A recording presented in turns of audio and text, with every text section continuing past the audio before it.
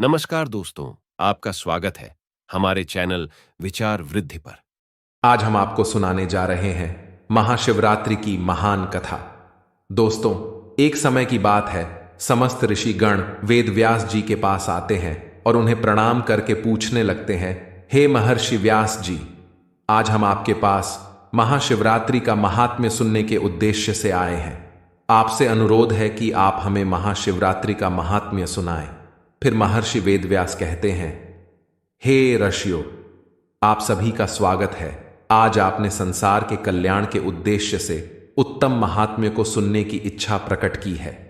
इस महात्म्य को सुनने मात्र से कोटि कोटि पाप भस्म हो जाते हैं। इस महात्म्य का श्रवण करने वाला कभी दरिद्री नहीं रहता है, उसकी समस्त मनोकामनाएं पूर्ण होती हैं। आप सभी ऋषियों के आग्रह पर आज मैं आप सभी को महाशिवरात्रि का महात्म्य सुनाना आरंभ करता हूं, इसीलिए आप इसे ध्यानपूर्वक पूरा जरूर सुने। फिर समस्त ऋषिगण महर्षि वेदव्यास जी को सुनने लगते हैं। वेदव्यास जी कहते हैं, हे ऋषियों, इस विषय में एक निषाद का प्राचीन इतिहास सुनाता हूं जो समस्त पापों का नाश करने वाला है। पूर्व काल की बात है। मध्य देश के वन में एक भील निवास करता था। उसका नाम गुरुद्रुह था। उसका कुटुंब बड़ा था। उस भील का स्वभाव अत्यंत क्रूर था और वह स्वभाव के अनुसार क्रूरता के काम भी किया करता था। वह प्रतिदिन वन में जाकर मृगों को तथा अन्य पशुओं को मारता था और अनेक स्थानों पर चोरी किया करता था। उसने बचपन से ही कोई शुभ कर्म नहीं किए थे। इस प्रकार से पाप कर्म करते हुए उसे वन में निवास करते हुए उस दुरात्मा भील को बहुत समय बीत गया। तदनंतर महाशिवरात्रि के व्रत का दिन आ गया, किंतु वह दुष्ट भील वन में निवास करता था, इसीलिए वह इस व्रत के बारे में नहीं जानता था। उसी दिन उसके माता पिता और पत्नी भूख से पीड़ित होकर उससे याचना करने लगे, हे वनेचर, हम बहुत भूखे हैं, हमारे लिए भोजन का प्रबंध करो। उनके द्वारा इस प्रकार से याचना करने पर वह भील तुरंत ही अपना धनुष्य निकालकर शिकार करने के लिए चला गया। उस दिन उसने दिन भर शिकार की खोज की। उसे न कोई हिरण दिखा और न कोई खरगोश। वह दिन भर हाथ में धनुष्य लेकर घूमता रहा, लेकिन उसे भोजन की प्राप्ति नहीं हुई और फिर सूर्यास्त का समय हो गया। वह सोचने लगा, आज तो कोई शिकार नहीं मिला। घर में जो बच्चे हैं तथा मेरे माता पिता जो भूख से व्याकुल होकर मेरी राह देख रहे हैं, उनका क्या होगा? उनकी क्या दशा हो गई होगी? अतः मुझे कुछ न कुछ भोजन लेकर ही घर लौटना चाहिए, अन्यथा नहीं। इतना सोचकर वह घूमते घूमते वन के भीतर स्थित एक जलाशय के पास पहुंच गया।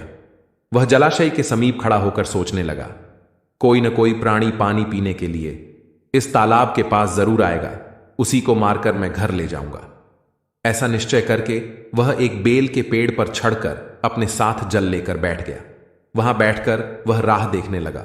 उसके मन में यही चिंता थी कि कब कोई प्राणी पानी पीने के लिए आएगा और कब मैं उसे मारूंगा। अपने शिकार की प्रतीक्षा करते हुए वह भूख प्यास से पीड़ित होकर उसी पेड़ पर बैठा रहा। रात्रि के पहले प्रहर में उस स्थान पर एक हिरनी आ गई, जो चकित होकर जोर जोर से चौकड़ी भर रही थी। उस हिरनी को तालाब के पास आता देखकर भील को बड़ा आनंद हुआ और उसने तुरंत ही हिरनी को मारने के लिए अपना धनुष्य निकाला।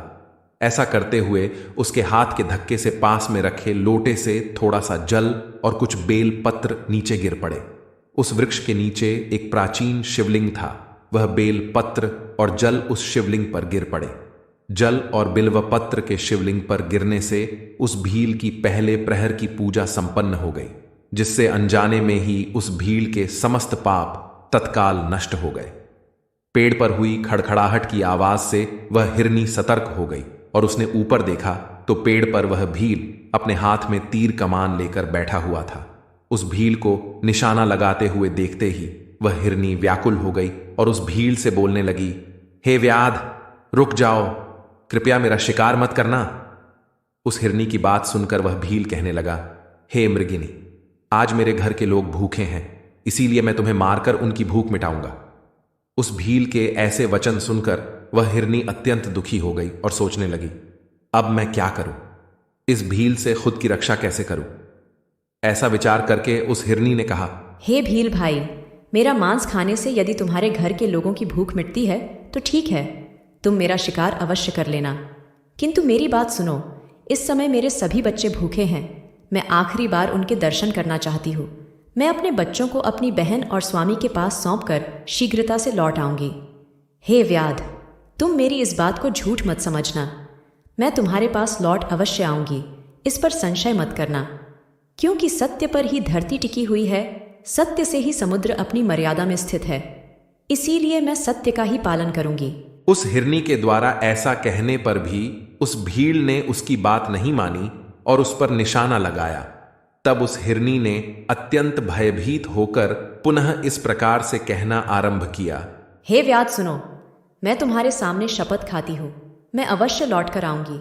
जो पाप ब्राह्मण को वेद बेचने पर लगता है, पति का अपमान करने वाली तथा व्यभिचार करने वाली स्त्री को जो पाप लगता है, किए हुए उपकार को न मानने वाले को जो पाप लगता है, भगवान शंकर की पूजा न करने वाले को, दूसरों के साथ धोखा करने वाले को, छल करने वाले को, विश्वासघात करने वाले को जो पाप लगता है, वही पाप मुझे लगेगा यदि मैं लौटकर नहीं आई तो। इस प्रकार से अनेक शपथ खाकर वह हिरनी चुप हो गई। उस हिरनी के ऐसे वचन सुनकर उस व्याध को उस पर विश्वास हो गया और वह कहने लगा, हे मृगिनी, ठीक है, अब तुम अपने बच्चों से मिलने के लिए जाओ और जल्दी लौटकर वापस आ जाओ।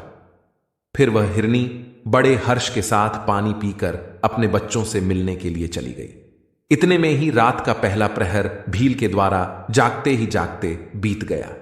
फिर अचानक उस स्थान पर उस हिरनी की बहन उसे खोजते खोजते उस तालाब के पास आ गई। उसे देखते ही उस भील ने तुरंत अपना धनुष्य निकाला और उस हिरनी की बहन को निशाना बनाया। ऐसा करते ही फिर से पहले की तरह ही बिल्व पत्र और जल नीचे स्थित शिवलिंग पर जा गिरा। उस भील के द्वारा दूसरे प्रहर की भी पूजा संपन्न हो गई। फिर पेड़ के ऊपर से आवाज आते ही उस हिरनी की बहन ने ऊपर देखा तो वह भील बैठा हुआ था। उसे देखते ही वह हिरनी की बहन बोलने लगी, हे वनेचर, रुक जाओ, यह क्या कर रहे हो? भील ने पहले की तरह ही उत्तर दिया, मैं अपने परिवार की भूख मिटाने के लिए तेरा शिकार कर रहा हूं। यह सुनकर वह मृगिनी बोलने लगी, हे व्याध, मेरी बात सुनो।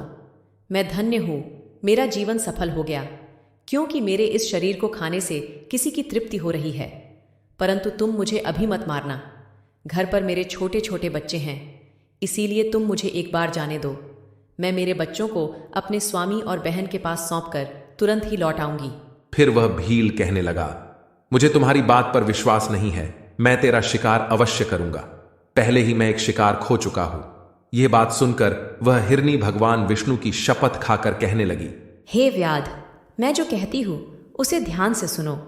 यदि मैं लौटकर ना आऊं तो मेरा सारा पुण्य नष्ट हो जाए, क्योंकि जो वचन देकर तोड़ देता है उसके पुण्य नष्ट हो जाते हैं। जो पुरुष अपनी पत्नी को त्याग कर दूसरी स्त्री के पास जाता है, जो भगवान विष्णु का भक्त होकर भी शिव जी की निंदा करता है, जो अपने माता पिता का श्राद्ध नहीं करता, ऐसे लोगों को जो पाप लगता है वही पाप मुझे लगे यदि मैं लौटकर ना आई तो। उस मृगिणी की बात सुनकर उस भील को बड़ी दया आ गई और वह कहने लगा, हे मृगिणी, ठीक है, तुम जाओ और शीघ्रता से लौट कर आओ। फिर वह हिरनी की बहन भी जल पीकर अपने बच्चों से मिलने के लिए चली गई। इतने में ही रात का दूसरा प्रहार जागते जागते ही उस भील ने बीता दिया। फिर रात्रि के तीसरे प्रहर का आरंभ हुआ। वह उन दोनों हिरनियों के लौटने का इंतजार करने लगा, लेकिन उन दोनों में से कोई भी नहीं आई। फिर उसने देखा कि एक हिरण उस मार्ग से आ रहा है। वह बड़ा ही हृष्टपुष्ट था। उस हिरण को देखते ही भील को बड़ा हर्ष हुआ और उसने धनुष्य पर तीर चढ़ाया और निशाना लगाया। ऐसा करते समय फिर से थोड़ा सा जल और बिल्व पत्र नीचे शिवलिंग पर गिर पड़े। उससे भगवान शिव की तीसरे प्रहर की भी पूजा संपन्न हो गई। पेड़ के ऊपर से पत्तों की आवाज आते ही उस हिरण ने ऊपर की ओर देखा तो वह भील पेड़ पर बैठा हुआ था।